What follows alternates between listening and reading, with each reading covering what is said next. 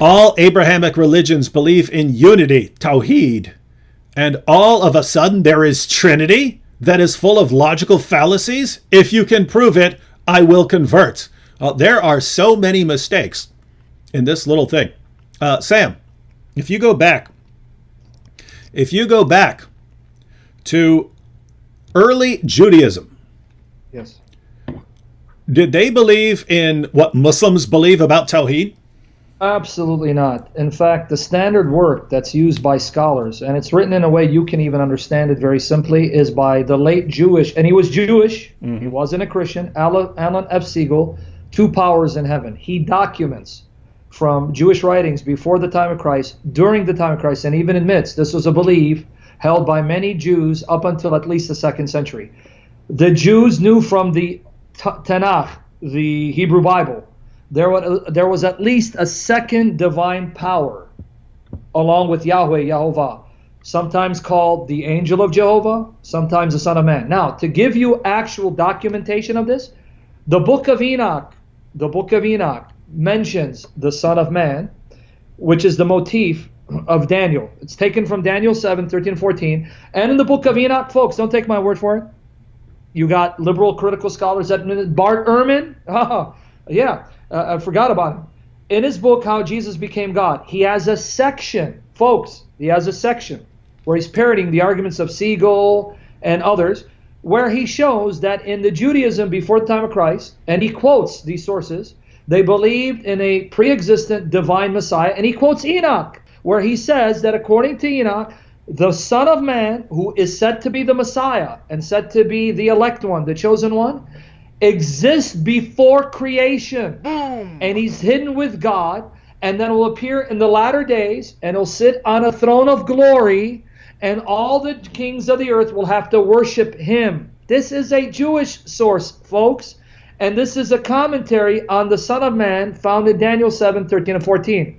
Another Jewish source, for Ezra, and this is something acknowledged by a liberal scholar named John J. Collins. And he says that for Ezra, there you have a divine pre-existent Messiah who will appear in the latter days, who actually dies but will be resurrected. For Ezra.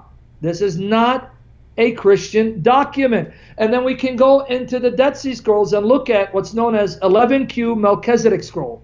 A scroll found in Cave 11 of the Qumran community, where Melchizedek is depicted as the God of Psalm 82, where texts about Jehovah are applied to him, and he's said to be the God in the heavenly council who, on behalf of Jehovah, destroys the other gods, Melchi Resha, I believe, the Belial, the evil spirit being, and his angels, destroys them and makes atonement for the people of God.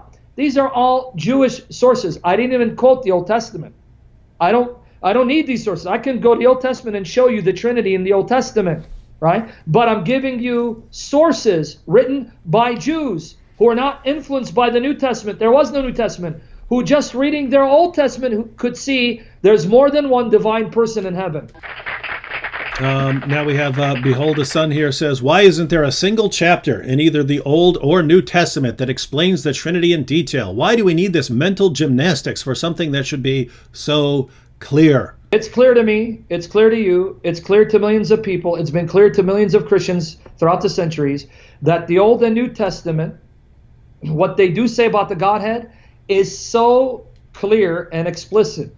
In fact, the church was forced, because of the clarity of Scripture, to formulate the doctrine of the Trinity, because they knew no other doctrine, right, would fit what the Bible teaches as a whole concerning the Godhead. So when you say, why isn't it clear? Clear to who? It's clear to us, maybe not to you, but that can be turned against them. But go ahead, David. Why is it not clear? I've never studied it, but why is it not clear to me? Yeah. And that's begging, like I said, that's assuming. To you, it's not clear because you don't want to see it, even the way you ask the question. But someone who just comes to Scripture, guys, here, and you too, Behold the Sun, I challenge you, I dare you, have the courage to do this. Pray and say, God, if you're real, and I believe you are, I want to now come to the Bible without any presuppositions, without any traditions that tell me what you can and cannot be. I'll accept you as you are. I make a promise to you, God. if you can show me who you are in the Bible, if you're a Trinity and Jesus is the God-man, I'll accept it. I won't put any limitations on what you can and cannot be, and I guarantee you, you'll be worshiping the Trinity with us in a matter of time. If you ask sincerely and honestly, because Jesus says, Jehovah says, you will seek me and you'll find me when you seek me with all your heart. No conditions. All your heart, open. And that's just to the Muslims. Open, honest. God, whoever you are, I won't put you in a box. I won't tell you what you can and cannot be. I'll accept you as you are. Please make yourself known. And I promise you, the Trinity will reveal himself to you, the triune God of Father, Son, Holy Spirit, and you'll be worshiping the Trinity with us. Imagine saying, without ever reading without ever taking a physics class or anything like that, saying, well, I mean, if quantum mechanics is right, why does it sound so complicated? You can't just say it in one little line that makes it easy to understand, huh? Why's it got to be so? Guys, Yeah. Some topics take time to get your minds around, and even something, again, you're talking about quantum mechanics or Einstein's theory of relativity or particle physics, things like that. You have to spend years of your life, many decades of your life, to really grasp these things, and that's the level of creation. And you got people coming up, well, I mean, why can't God be in this neat little box that I could just, oh, bam, it's right there. Oh, I got it. Well, if anyone comes up to you with a God and says, here, I got this super easy to understand God, that's an idol. Perfect. That is an idol. Reject that paganism. Boom.